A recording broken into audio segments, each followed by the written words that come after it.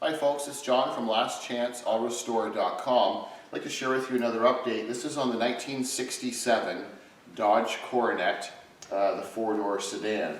So we're making lots of progress. In our previous video we shared with you where we were sanding and stripping down all of the different layers of paint and body fillers, and the old paint, lacquer paint, had to be removed.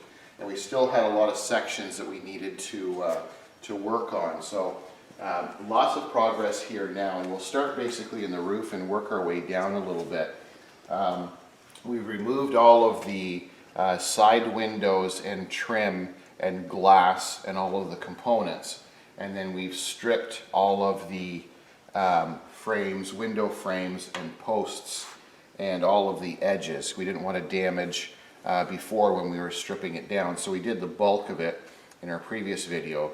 But now it's the detail stuff, and it's a little bit time consuming. We have our factory rain gutters, and then we have our windshield post, and then the windshield surround. And as we come along here, there was an excessive amount of body filler and sealers that they ran all the way across this rain gutter. We're looking down the passenger side, and it's really tricky to get in there because of the angles and the bevels, but we've got that all cleaned out. We've left the original factory seam sealer on the top roof section because it bonds quite well, and there isn't any bubbling or reaction to it.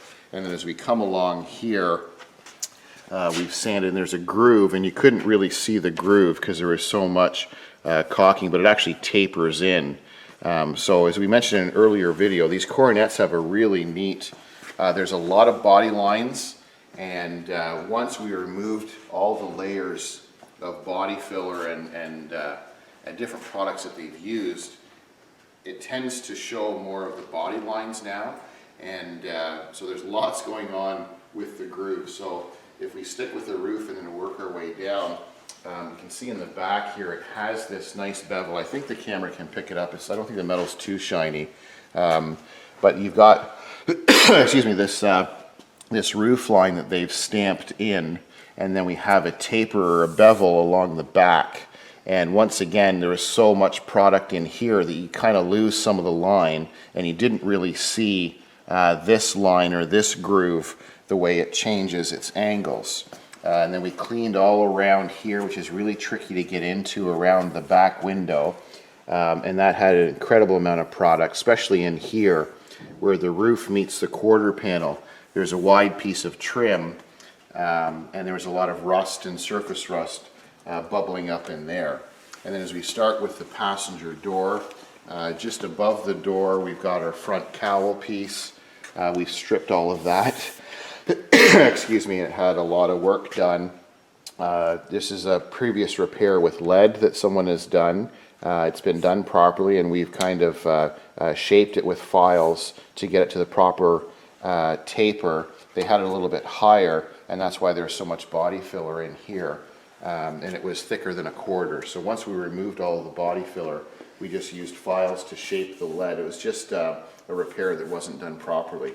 And as we come down, you can really appreciate, I think the camera can pick it up, there's so many different lines going on with the Coronet body. We've got the swooping line here, and then it tapers into this groove, and then it's concave in here, it comes out, and then it's concave again, and then shapes. So you really notice these lines, they're much cleaner.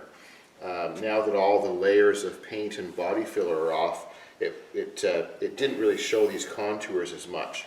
And then when you come to the passenger back door here, it starts normal, but then they have another indentation or a raised portion in the door. So we've got a lot of almost like triangular wedges, and they come together here, and you didn't really notice this line too much, and it was lost because of all the layers of body filler that they had in here. So now the contours look much nicer, and then as we come down, you can see the actual design. The camera can probably pick it up from as you come down the sides, and if the camera person comes down the quarter panel and then turns, you'll be able to see how the quarter panel flows in with the rear door. So if we follow this line, and as it comes into the door, you can see how the door is substantially wider here to meet the quarter panel, but then the door tapers in to join this door. So once you're spending hours and hours sanding the body, you really appreciate the body lines and the grooves and how they've done it. And then at the back here, you can see, and this definition line was pretty much gone because it was full of body filler, and it's the thickness of a marker. So there's a lot of body filler in here because as this body line comes down, it actually has almost like a little bit of a wing to it, where there's a surround where it meets this quarter panel surround. Now as we come around the back, you can see obviously this has all been stripped down properly, and as we come down the driver's side, same kind of idea.